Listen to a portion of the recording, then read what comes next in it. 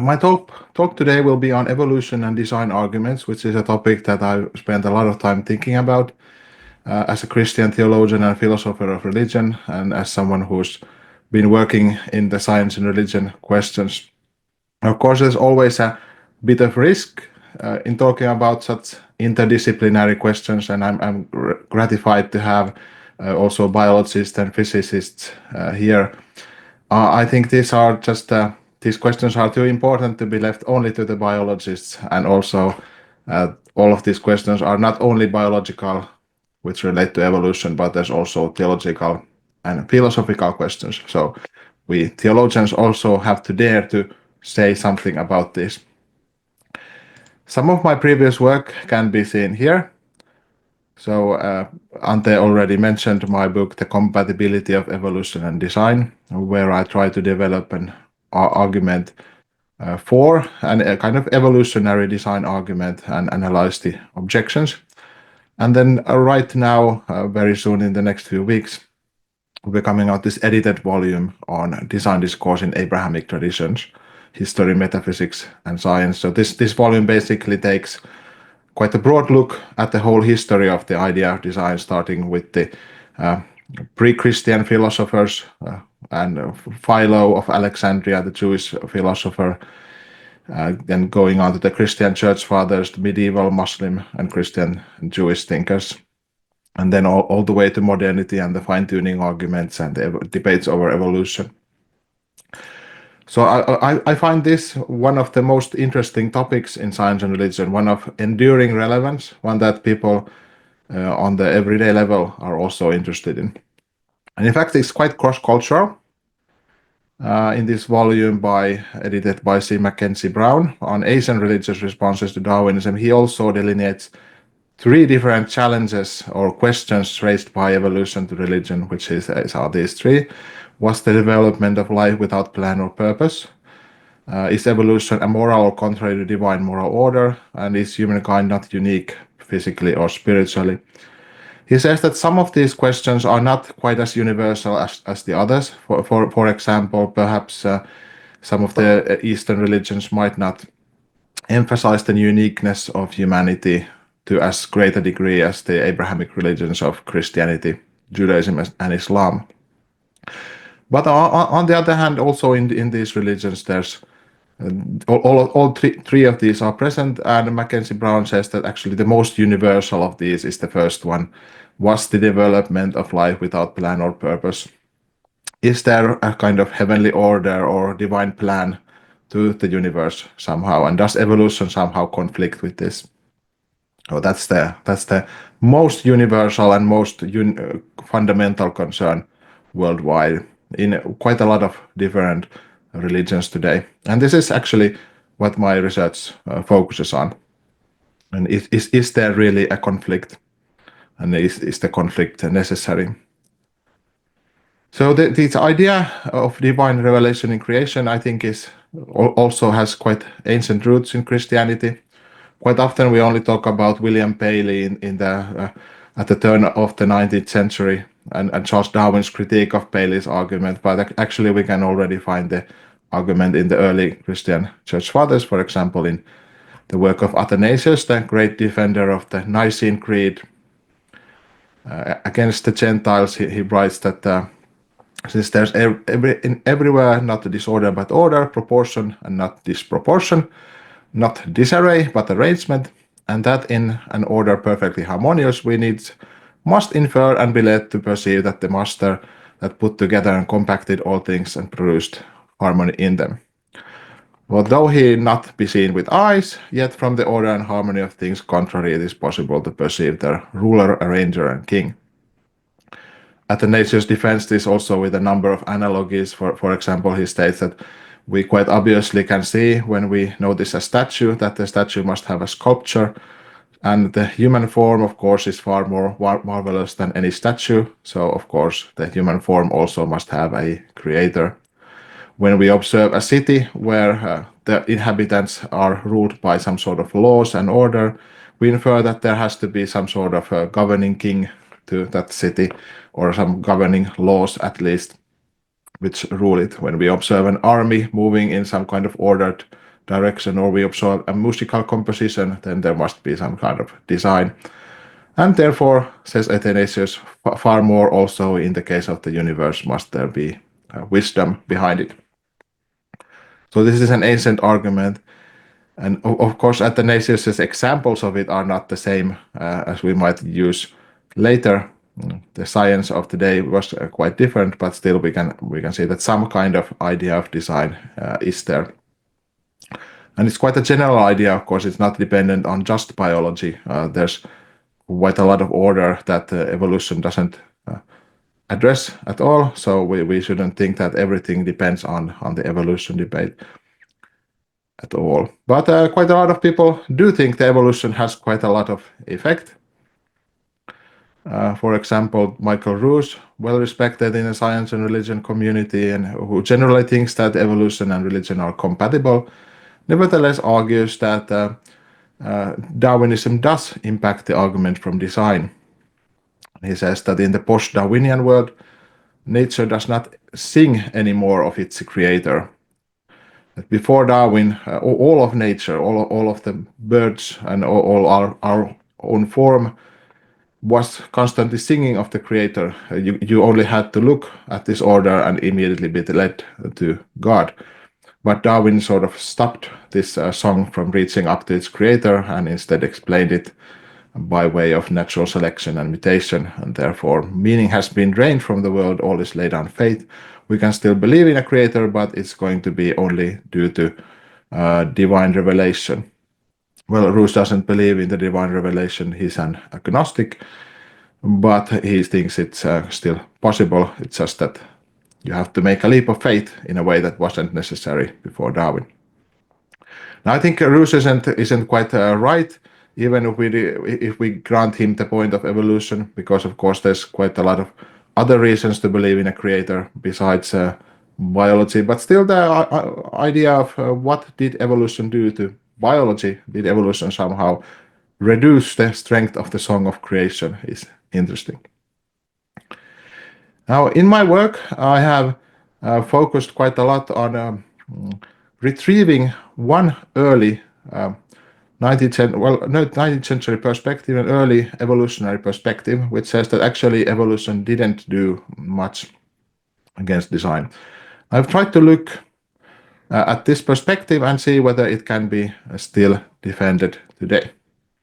And this is the perspective of Asa Gray, an American botanist and Darwin's friend and pen pal. So Asa Gray, in a lot of his works, defended the compatibility of design arguments and evolution. And Asa Gray argued that evolution actually leaves the question of design just where it was before. The issue between the skeptic and the theist is only the old one, long ago argued out, namely whether organic nature is a result of design or of chance. So Gray basically thinks that if we notice that an evolutionary process can produce such complexity, we still have to explain how this is possible, and ultimately it just moves the question of design perhaps to another level, and we still can ask, why does nature allow for the evolution of such complexity? And still the better answer is design, says Gray. It's still chance versus design. Evolution doesn't ultimately provide a third way. Evolution just becomes a kind of instrument through which God creates the species. Now, in the remainder of this talk, I'm going to first explain Gray's perspective a little bit further. Why might somebody think like this? And then I'll raise 7 different objections to Gray's argument and to the idea of evolutionary design arguments. I'll try to make the case against the compatibility of evolution and design, and then I'll answer all of these objections, hopefully. Well, we will see how many objections I have time to go through, but that's at least some that I have, and if I miss going through one of these, then you can ask me about it in the questions and answers period, if you're interested. And perhaps you have other objections that are not dealt with here. But my focus, of course, is on whether evolution is compatible with biological design arguments. There could be any number of other objections to design arguments as well that are not relevant for this. I'm just interested in whether evolution itself provides this kind of defeater, not whether there's perhaps some theological or philosophical critique of design arguments. But you can also ask me about those. Right. So what does Gray mean when he says that evolution leaves the question of design just where it was before? Well, we have to look back to William Paley and his natural theology, because Gray does talk about Paley's design argument. Arrangement, disposition of parts, subservience of means to an end, relation of instruments to a use imply the presence of intelligence and mind, wrote William Paley in his book Natural Theology. And the idea was that when we notice any kind of object, whether it be a human heart or a watch or the human eye, we have to look at what kind of order it has, and then look at what kind of explanations might be able to explain this order. And Paley says that even if we knew nothing about watches, for example, or when we found a watch lying on a heath, just looking at its order, its suitability to the purpose of showing time, and the intricate order of its mechanisms, the harmonious nature of the parts, we should conclude that there's a designer. And then Paley concludes that we should also do the same regarding biology, because the order there is much greater still.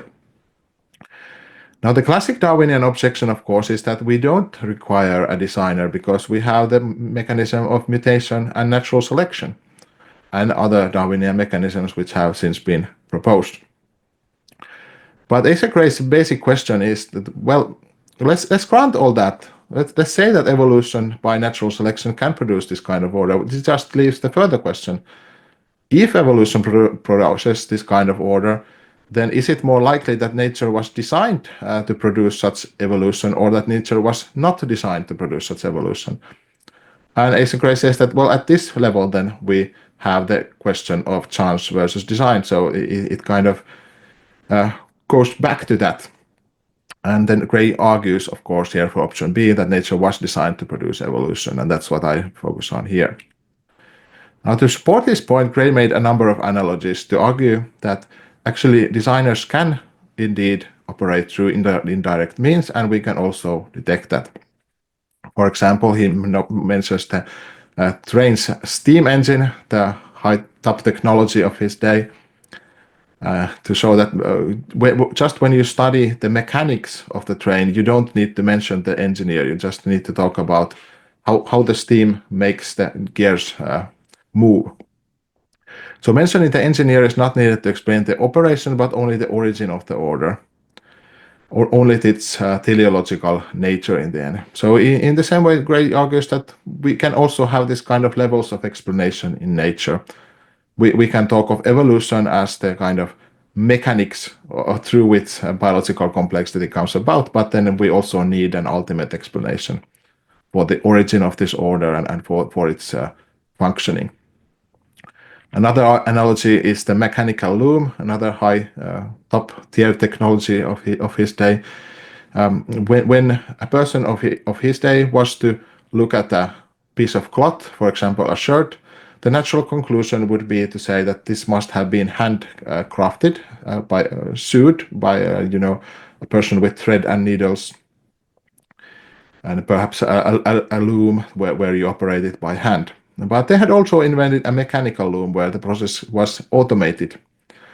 So the designer had to create this kind of mechanism that could do the work that previously was done directly by the designer. So Gray says that actually, in this case, of course, the presence of the mechanical loom doesn't remove the need for the designer at all. So similarly, he says, if the nature is built in a way that automatically creates this kind of biological form, this doesn't remove the need for the designer. He also argues that the presence of chance in a system doesn't threaten such conclusions. For example, rainfall, Gray argues, has individual drops taking positions by chance, if you look at it statistically, but this does not mean the entire system is not law-like and has no purpose. and is not predictable in any way. So he says that, for example, thus the randomness of mutations doesn't threaten this conclusion. The whole system could still be designed by God to bring this about. People have proposed some modern analogies to make the same point. For example, there's the automated factory, where design is still evident in the end products, even if interventions of the designer in the system are unnecessary as long as the factory works. The design of the factory is kind of inherited by the products, and you don't need to look at the factory's mechanisms in order to see this. You just need to look at the products of the factory. And just because inside the factory you don't see the designer working necessarily, doesn't mean the designer is not ultimately required. We also have, of course, AI now, which is a design system, but then produces this kind of responses by without the designer's intervention, or automated music composition through these programs. You just the program has been designed to have this kind of law-like order, which then allows the user through certain random parameters to produce a kind of fugue or another composition here. So the designer might not even be able to predict what kind of fugue the program outputs, but still, when you look at the output, it's quite obvious that this hasn't come about by chance, and ultimately knowledge of musical composition was required at some point in the process. Okay, so that's a couple of analogies of how indirect design might work, and how indirect design detection might work. But what then might motivate something like Gray's question in biology? I'll come to a bit of further examples later, but let's just take a really simple example, living fossils. There's quite a lot of species where we see that the species has not evolved in millions of years, even though the evolutionary mechanisms of inheritance, random variation, natural selection, and so on all continue to operate. Still, the species form stays pretty much the same, sometimes even for millions of years. There's quite a lot of species like this. So then the question arises, like, why hasn't there happened any evolution? And the common answer usually is that these creatures have reached a kind of evolutionary plateau. So there's no simple way of getting them to be more adapted. The form that they have evolved is already well adapted enough to survive for millions of years. And there's no easy pathway to improve it. So then the question comes, well, couldn't it have been the case that there actually was no way of evolution ever progressing beyond cyanobacteria, for example? And the answer to this then can't just be, well, there's inheritance, random variation, natural selection that explains this, because these factors also are operative in these living fossils. So we can ask, how is it possible that nature has the kind of properties that do allow evolution to proceed beyond cyanobacteria to produce this kind of complexity? Well, this is not yet a well-developed argument at this point, just something perhaps more evocative. But a lot of biologists have also asked similar questions. For example, George McKee, in his book Limited Forms Most Beautiful, asks, why haven't dragons evolved? You can imagine that a flying, fire-breathing lizard would be a very well-adapted individual, able to compete very well in our environments. It would be able to reproduce and survive. But still they haven't evolved, and of course, it's because there's no evolutionary pathway probably to such a creature. It would just be too difficult to evolve. So we can see from this that it's not only natural selection, random variation, inheritance that are needed to explain evolution. There has to be also deeper factors that go into how nature is built, what kind of evolutionary pathways there are possible, what kind of forms are possible for creatures. And ultimately, Gray's point is that if you go on digging deep enough, then keep on asking this kind of why questions, then at some point you have to ask, well, why is nature this way that allows for evolution? And you have to ask, is it by chance or is it by design? And Gray says that at that point, design is what you have to say.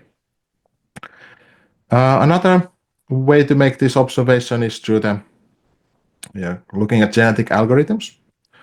So I had a symposium on my book, The Compatibility of Evolution and Design, and we had several scientists and philosophers commenting. And one of them was the Oxford computer scientist Peter Jevons, who has worked quite a lot on evolutionary computing algorithms. And these are algorithms where you try to use the simulated mechanisms of inheritance, mutation, and selection and to solve real world problems and perhaps also simulate evolution, try to get this kind of simulated organisms going, or perhaps try to solve the structure of a possible antenna for NASA. And what Gibbon says is that actually constructing such an algorithm is not easy. You need to actually think quite a lot about how the features of selection, mutation, and inheritance work, how your selection criteria are set up if you want to get anything suitable there. And Jevons concludes that actually this does support my argument in the compatibility of evolution and design. We can quite easily use this as examples of how demanding it indeed is to design an evolutionary process that works, and that indeed it is. If you ask that question, it quite easily can lead to the idea of design rather than chance as the explanation. Well, so some advantages of an Asa Gray style evolutionary design argument here. First would be that there's no conflict with science because the argument is philosophical. I would also note that the idea that evolution is unguided is also a philosophical interpretation. It's not purely scientific. Quite a lot of people want to argue for design as a scientific hypothesis, as for example, a challenge to evolutionary explanations. But I think in the Asa Gray approach, this is not needed. No, there's no need to find gaps in evolutionary processes. And this is quite a benefit in creating peace in science and allowing a kind of third way between the kind of intelligent design movement, for example, and an atheistic interpretation of evolution. It also allows for engagement of theology and cutting-edge evolutionary biology. These kind of questions, as I've talked to biologists and read biological literature, of what's actually the fundamental factors in nature that might make some kind of evolutionary pathways more likely than others, are of interest, certainly, to evolutionary biologists.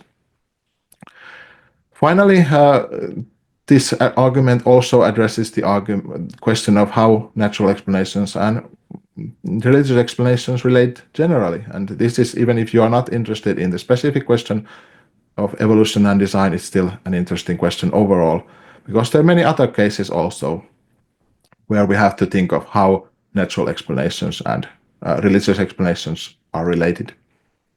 Are they compatible? Can sometimes these natural explanations cause religious explanations to lose their standing, for example? Or is it possible that they might even support each other and give a better overall picture of reality? Next, I will go through a few objections. I'm not going to go through all of these. We are on Zoom, so I was thinking I would use about 15 or 20 minutes and go through a few of these objections. And if you are interested in one of these further, then I'll be happy to return to this, but I'll go through a few and hopefully leave some time for questions, if that's all right with you. So these are, first, that Darwin disagreed with Gray's interpretation of evolution. Secondly, the logic of evolution rules out design. And thirdly, that the principle of simplicity rules out combining theism and evolution. And there's quite a lot of further objections as well here. 7 objections, as I said, but I'll go through these 3. So first objection is that Darwin himself and many others, of course, disagree with Gray's interpretation of evolution. So shouldn't this have some weight? Darwin in his autobiography said as follows: "The old argument of design in nature as given by Paley, which formerly seemed to me so conclusive, falls or fails now that the law of natural selection has been discovered. We can no longer argue that, for instance, the beautiful hinge of a bivalve shell must have been made by an intelligent being like the hinge of a door by a man.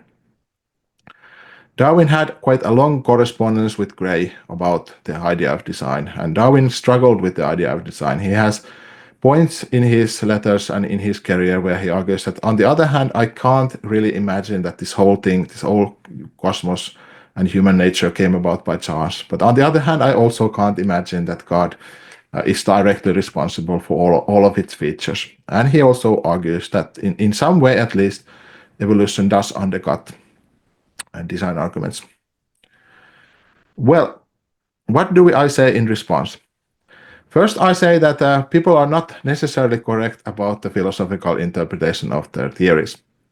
Darwin wisely did not include these philosophical interpretations in his Origin of Species, although he does include some in his later book, Variation of Animals and Plants. But he himself seems to have been a bit more uncertain about these than about his science. But even if he was certain, we can still say that indeed there is a need to look at the actual arguments, not just the opinions of the theory's supporters. People are not necessarily correct about these things. Consider, for example, that when the Soviets flew Yuri Gagarin into space and then used this as a tool of their atheistic propaganda, arguing that, well, Gagarin flew into space but didn't see any God there. That's what Nikita Khrushchev is said to have stated. But of course, then, as theologians and philosophers, we can say that that's not quite the right way to understand God. That you wouldn't expect to see God there, and actually, belief in God is completely compatible with space exploration. And of course, we can point to other astronauts as well and astronomers who can say these all same things. But we can also say this as theologians. Secondly, design arguments never required in their history the idea that God creates precisely in the way that humans do, like the hinge of a door is made. Already early on in the work of the Church Fathers, God's methods of creation are said to be a mystery, something that our human reason cannot necessarily penetrate. So saying that design arguments require such a thing is just not true. And finally, we must indeed look at the actual logic of the theory. So, but we can see quite a lot of these statements where indeed something about the logic is also appealed to. So this is the second objection. The logic of evolution rules out design. This is a really common one. The idea is that something about statistically random hereditary mutations and the natural selection as differential survival or reproduction and other evolutionary mechanisms might provide evidence against design, perhaps, or rule out design as an explanation. This is quite often stated very stringently, like as the result. For example, in the intelligent design debate, we have this letter of 38 Nobel laureates for the Kansas Board of Education, where they include unguidedness in the very definition of evolutionary theory. They say that evolution is understood to be the result of an unguided, unplanned process of random variation and natural selection. This is also something that we need to look at in a little bit more detail. There's really no direct argument from random mutation and selection to there being no divine guidance or planning at any level.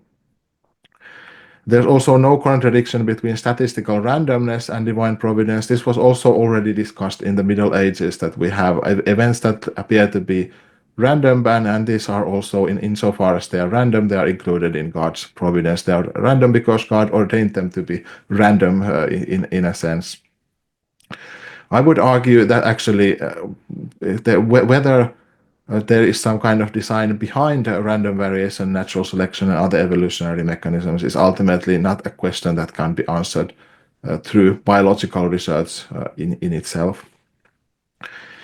Well, we can also look at further examples of objection to, for example, in Darwin's Variation of Animals and Plants under Domestication, where he responds to Gray directly. And he uses this interesting example of builders building a structure based on a random assembly of stones. And he says that, well, if you go out and you look at a lot of stones, you go to a quarry, then you will notice that their shapes appear to be quite random. But still, as a builder, it's possible for you to take these stones and perhaps build a structure out of this. But nevertheless, just because you are able to build a structure out of this doesn't mean that the shape of the stones itself is somehow divinely ordained.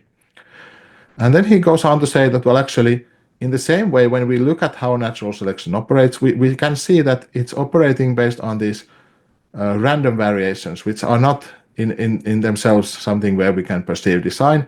There's such an enormous amount of useless variations, and natural selection is simply building, selecting those that are useful.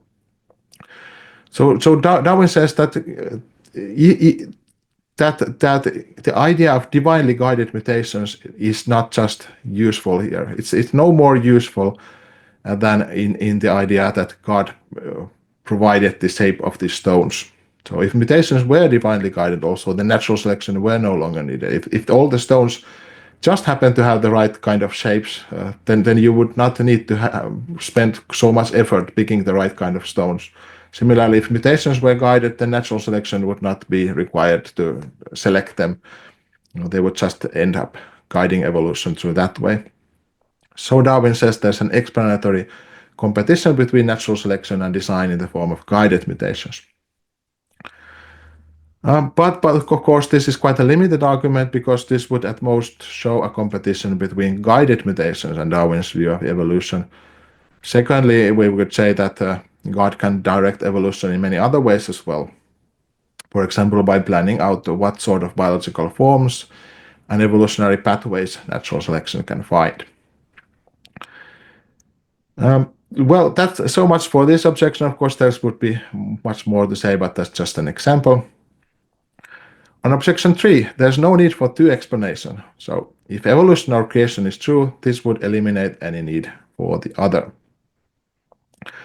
So basically, the idea is based on Occam's razor. We should prefer simple explanations. We can find the same objection by both creationist and atheistic writers. For example, creationist John Woodward argues that one does not need both a tractor and a horse to pull the plow. One doesn't need to say that pulling the tractor, there's also an invisible horse. Similarly, you don't need to say that there's God directing the evolutionary process. Really, evolutionary mechanisms will do, and you don't need to add God into the process. You need to keep the process simple. Similarly, if God is creating, then you don't need evolution because God can also create without it. And thus, it is argued simplicity rules out. And he appeals to design in the way that Gray argues. Gray's version of evolutionary design is just much more complex than either creationism or evolutionism on its own. Now, what do I say in response? Well, first, it's important for both science and religious belief to be able to combine explanations. Simplicity is not the only virtue of theories. There's quite a lot of examples where we do have to combine them. We don't just go by simplicity. So the way to phrase this philosophically is to say that simplicity only bars multiple explanations when they don't add any explanatory power, when there's no explanatory questions to be asked. But of course, on Gray's view, there is a relevant explanatory question, namely, why does nature have the kind of properties that allow for evolution to proceed? Why do the evolutionary mechanisms allow evolution to find all these kind of forms instead of evolution being stuck at single-celled animals, for example?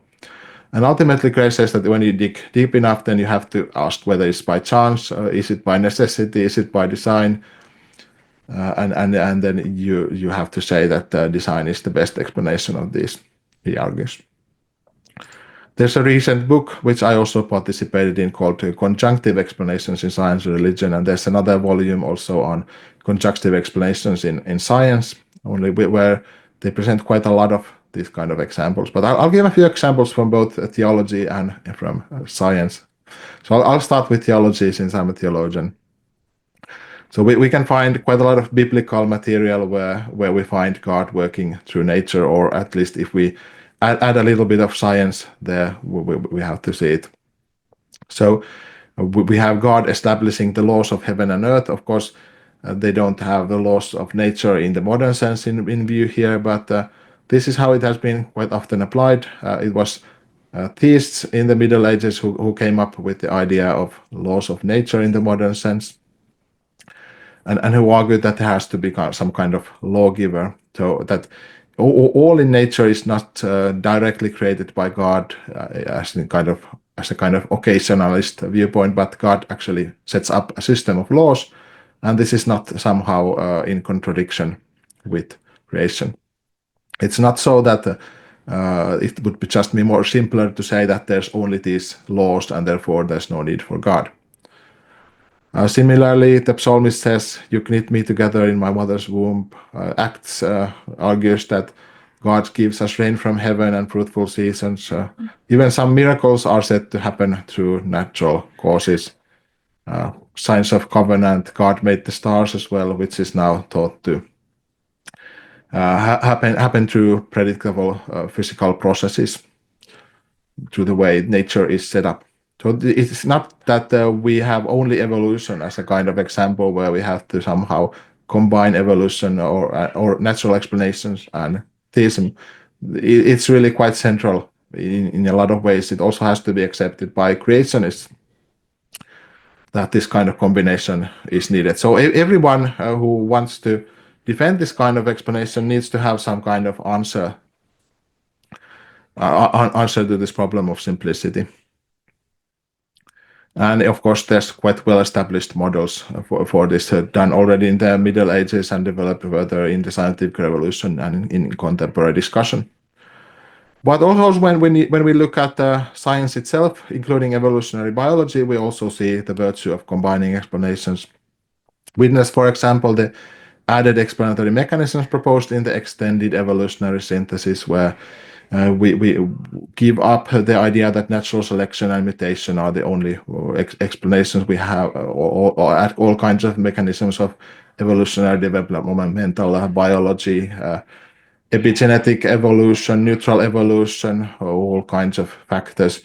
Even the ability of organisms themselves to affect their evolutionary ecological niches and perhaps guide their own evolution in even a purposeful way. We find it even earlier in Ernst Mayer's distinction between proximate and ultimate explanations for biological function. And so we can see, even in science, that there's no single idea in evolutionary biology itself which must rule all of reality. Many things are too complex to be explained simply. There's quite a lot of problems where you need several scientific fields together. And so it's not just simplicity. So of course you might say that, well, perhaps design doesn't have this kind of added explanatory power. Perhaps there is no benefit to this, but then that critique could be made even without evolutionary theory. So that's no longer a critique based on evolution. That's a completely separate philosophical critique of design arguments. And now I'm going to jump towards the end. Here we have the tree of life, and a nice summary of the argument by Mary George, who's also looking at the same question in a brief article. And the way Mary George says this is as follows. If one contemplates the task of preparing a series of models of organisms, starting with one that was unicellular and ending with man, each of which would be a takeoff on the previous one and all of which would be functional, one realizes that it would take an enormous intelligence to do this. So can one really believe that it could just happen by chance? And that, says Mary George, is why it seems one could settle the design question simply by looking to the order itself, even before one located at what stage the design was introduced and by what means it was realized. Oh, thank you for your attention, and I would be gratified to hear any questions and discuss this further with you. I'll also be happy to correspond with you if you're interested in talking about this further. Here's my email address.